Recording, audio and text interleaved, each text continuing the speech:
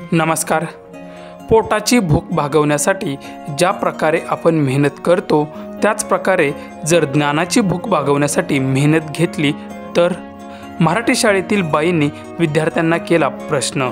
तेव्हा विद्यार्थ्यांनी व्हिडिओ पुढे पाहण्याआधी चॅनलवरती तुम्ही नवीन असाल तर आपला आरजी मराठी न्यूज चॅनल जरूर सबस्क्राइब करून घ्या।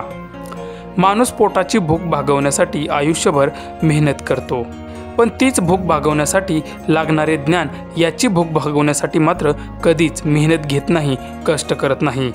परंतु सध्या व्हायरल होणाऱ्या व्हिडिओमधून मात्र मराठी शाळेतील विद्यार्थ्यांना ज्ञानाची भूक कशा प्रकारे भागवायची हे शाळेतील बाईंनी त्यांना सांगितलंय। ही ज्ञानाची भूक आहे, बरोबर आहे की नाही? आपल्याला आता समजा एक केक आणला मी तुमच्या समोर, काय आणला? मोठा लट केक आणलाय आणि त्या केक मधलं नाही का कोणाकोणाला वाटण की मला जास्त द्यावा मॅडमनी, हा वाटण ना? ऐका, मग ते केक खायला कसं वाटण? आता कसं काय हात वर आला? होय, बिबट्याचा वाघ बघा बरं, आता कसं काय हात वर आलाय? तेव्हा तर हातच वर करत नव्हता, आहे ना? हा, तुला पण वाटतंय ना की मला नाही का केक जास्त द्यावा मॅडमनी? मग ती भूक असते आपली, नाही का? ते आपल्याला वस्तू आवडते, भूक असते आपली। तर मला एक सांगा, खाली करा हात आता सगळ्यांनी।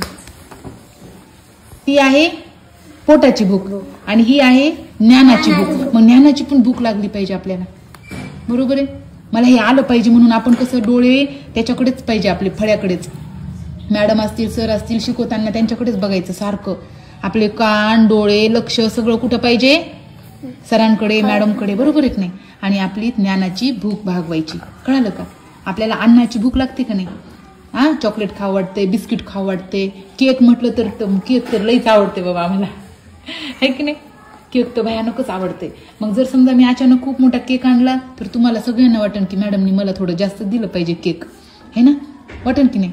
तसं तुम्हाला असंही वाटलं पाहिजे की मॅडमनी सगळ्यात जास्त प्रश्न मलाच विचारले पाहिजे आणि मला सगळ्यात जास्त आलं पाहिजे, असं वाटायला पाहिजे की नाही तुम्हाला? हा, सागर, वाटलं पाहिजे ना? मग त्याच्यासाठी तुम्ही लक्ष दिलं पाहिजे।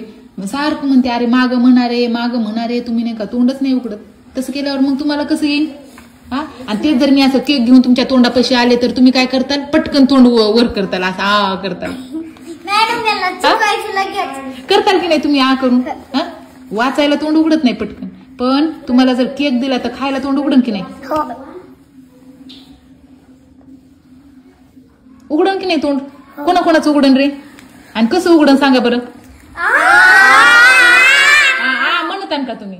का नुसतंच तोंड आ करताल? हा, ज्याचं मोठं तोंड होईल ना त्याला दिलं जाईल बघा।